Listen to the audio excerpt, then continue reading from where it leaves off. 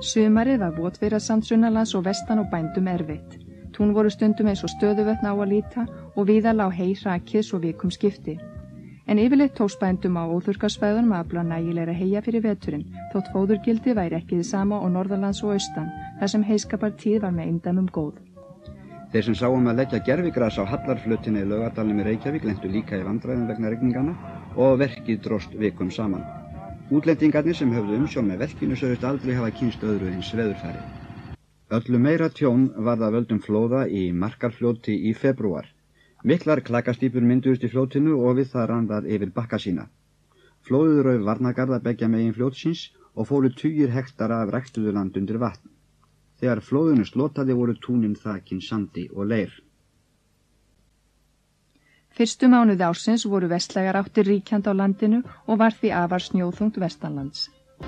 Í höfuðborginni gekk umferð oft treglega og stundum komst fólk varla hjálparlaust milli húsa vegna hvassviðris.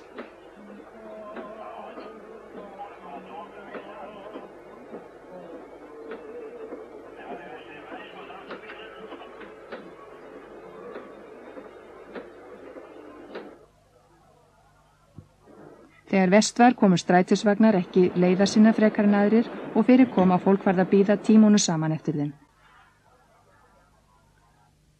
En svo við mátti búast toldi allur þessi snjór illa í bröttum hlíðum og féllu mörg snjóflóð á Snæfellsnes og Vestfjörðum. Stórtjón varð í Ólafsvík þegar snjóflóð féll á steypistöðuna þar og rutti sér leiðin í húsið. 2 menn voru við vinnu í húsinu þegar þetta gerðist, en þeir sluppu báðir án verulegra meiðsla.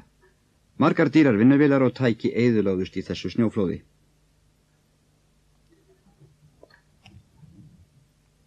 Og veðrahamurinn gerði víðar usla. Í byrjun janúar urðu miklar skemmdir í foráttu brimi á Akranesi.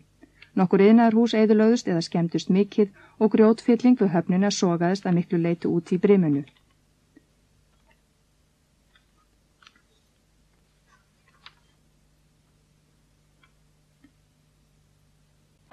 Í sama veðri urðu verulegar skemmdir á bátum í höfninni í Sandgerði. Svo mikill var sjógangurinn að björg köstuðust á land upp og vörubíls sem að stóð á hafnarbakkanum skolaðist í höfnina. Bílstjórunum tókst með herkjum að komast út úr bílnum og í land.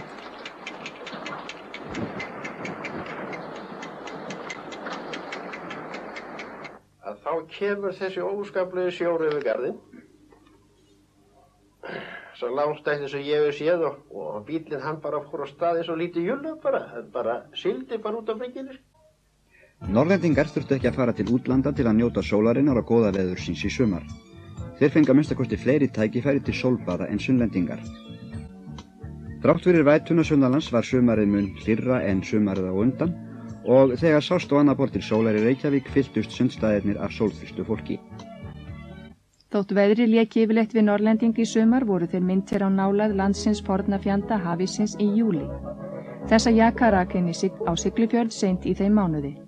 Muna menn ekki annan eins ís fyrir norðan á þessum árstíma. Tíma náði ísinn allt frá Horni og austur fyrir Eyjafjörð.